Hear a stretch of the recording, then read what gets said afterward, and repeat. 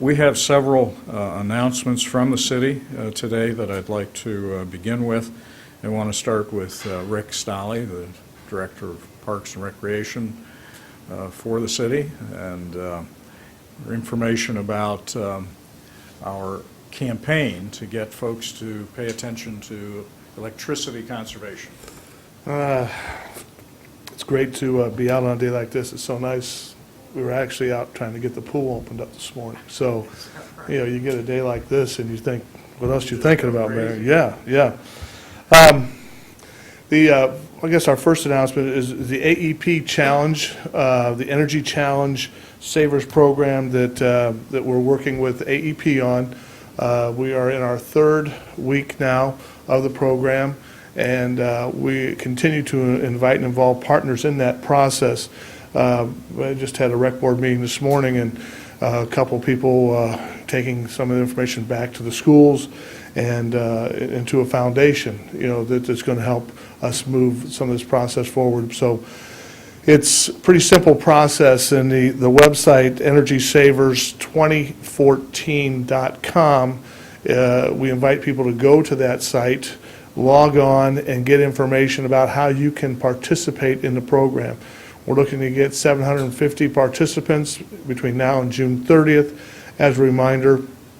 And anything you can do, if you're buying a new appliance, Energy Star appliance, you live here in the city of Lima, you can get a $50 rebate for buying the Energy Star appliance. Then you can get another $50 on recycling of your material, of your old appliance. So off the top, you've got $100 in your pocket towards the purchase and if you will, getting rid of your old appliance. And we have engaged local retailers.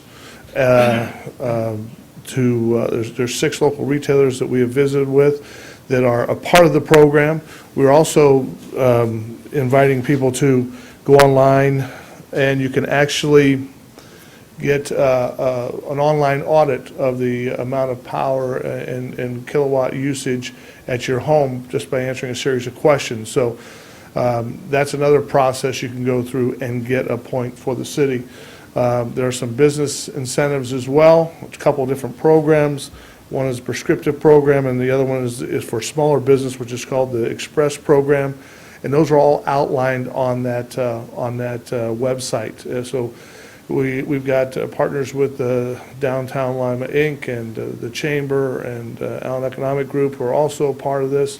LACNIP and LACA have also joined forces with us to get the word out to people in and around in the Lima community involved in what we're trying to get accomplished. So, question? When you go online, there's a difference between taking the pledge and doing the audit. Yes. Each one of those is a different type of a process you can go through. And this is a pilot program, and again, to remind you that Lima, Louisville, Newark, and then there's a group out of Columbus area, Central District, I think it was called, that was also participating in this. But one of those entities has stopped.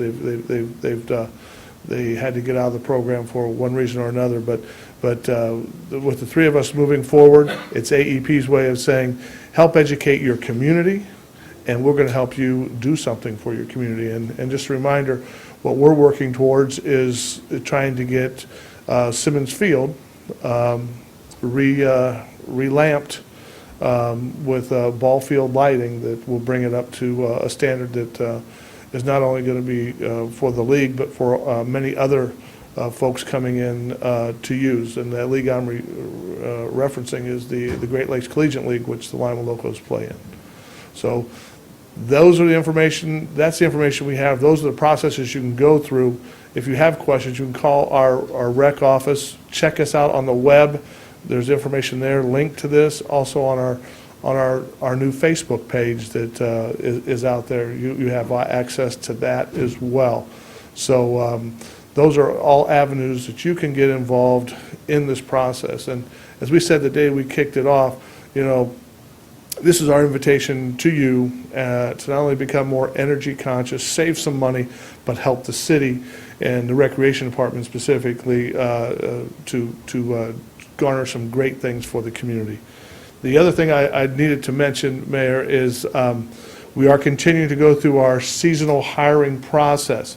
If you have any inclination at all about working this summer and are looking to get involved with a job here in the city, please contact our offices. We have positions that we're interviewing for with our playground program, the pool out at Schoonover with lifeguards and cashiers and pool management staff.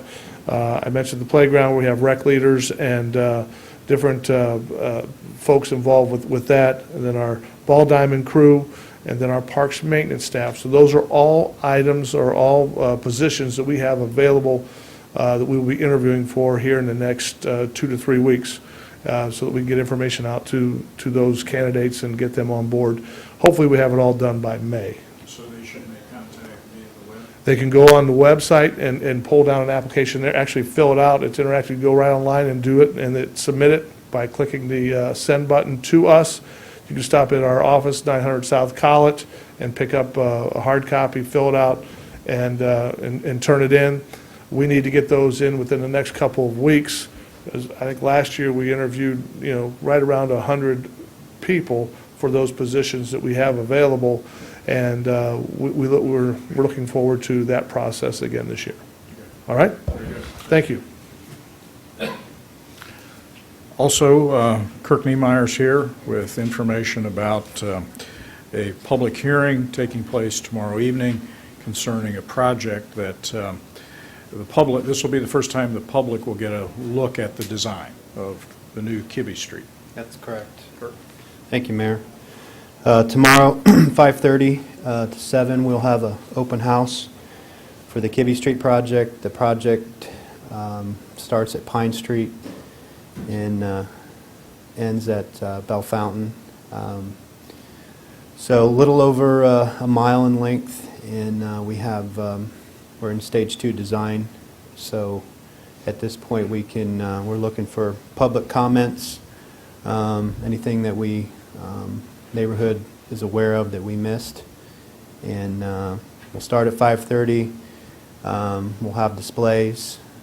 We invited all those that abut the project with a personal mailing, so or their tenant. So we'll be there to answer any questions, comments, again, anything that we missed, explain when the project's going to take place, which will be next construction year, 2015. Small bit of right-of-way involved, mostly temporaries on this project is for grading and driveways, that kind of thing. But we're not necessarily widening the street, basically keeping it the same width. We are widening out the sidewalks. Any sidewalks that are 4 foot will be 5 foot.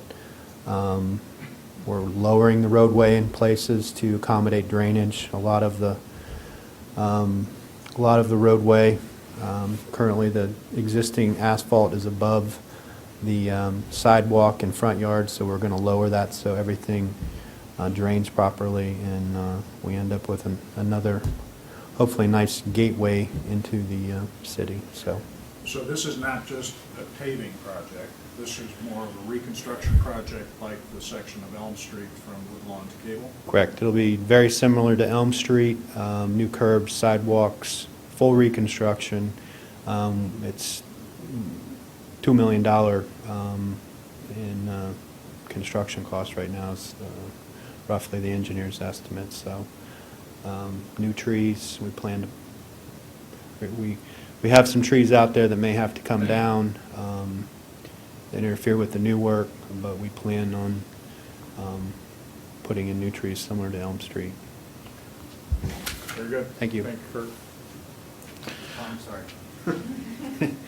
Forgot to give the location. It's at Freedom Elementary at 5:30 tomorrow. So thank you. Very good.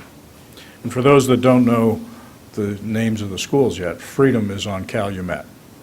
So, and as Kirk mentioned, there's been a special effort to get folks from the neighborhood out to this. It's a great opportunity to understand how this affects individual properties and what it's going to mean. It's going to, like last year's project with Elm Street, this will cause serious disruption for folks. We know that, and we want people to have a good understanding of the nature of the project before we start it.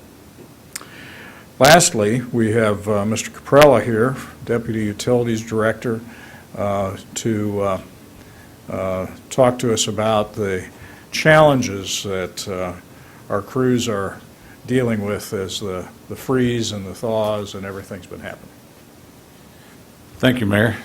I heard the good comments about it being nice and being warm, and it is up here, but down there under the ground, it's still very cold, and there's a lot of frost in the ground. We're asking residents, if you've had water problems in the past, and I know I sound like a broken record, we've said this over and over, but if you've had water problems in the past, just because it's warmer outside, it does not mean that the frost is out of the ground. Please, if you're leaving your water run now, leave it run more until we've had a thaw. And it may be a month from now. We don't know for sure. There's a lot of frost in the ground. So our crews are out digging. They're digging through 2-3 feet sometimes of dirt that's hard as a brick because it's frozen. It's that solid down there. So there's cold in the ground. It does freeze water pipes. We've had over 400 calls of no water. Over 400. That's a lot. We've had over 250 where people have had running water where we've had to make emergency shutoffs to stop the flow because they've had leaks in either in their business or their homes. We've had over 70 that we've actually had to thaw out service lines from the street into the house, where we use a welder, where we go out there, induce a current, through a welder into the line. As long as it's not a plastic line, we can thaw it out. But we've had over 70 of those that we've done so far. But the most impactful of all is we've had more mainline breaks this year than we can ever remember. We've had 24 this month so far. Normally December, January, and February, we average about 30 total mainline breaks over history. 30, in those 3-month period.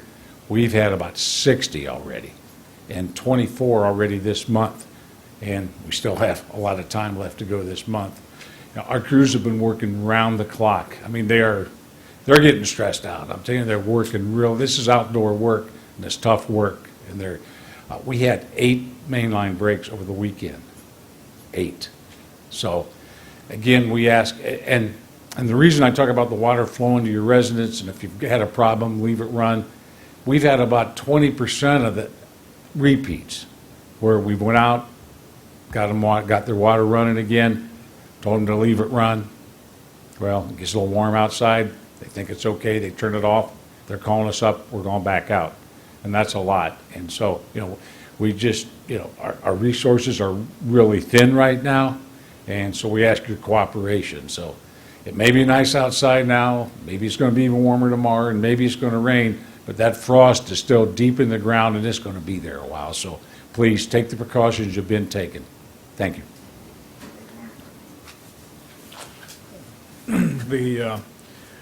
I think the exhaustion is hitting our folks pretty severely. So part of our need for folks to cooperate in this is frankly to accommodate those conditions. We need people to leave their faucets running if they've had freeze-ups, and they need to be mindful of the fact that it's not just an impact on them, but it's an impact on the community.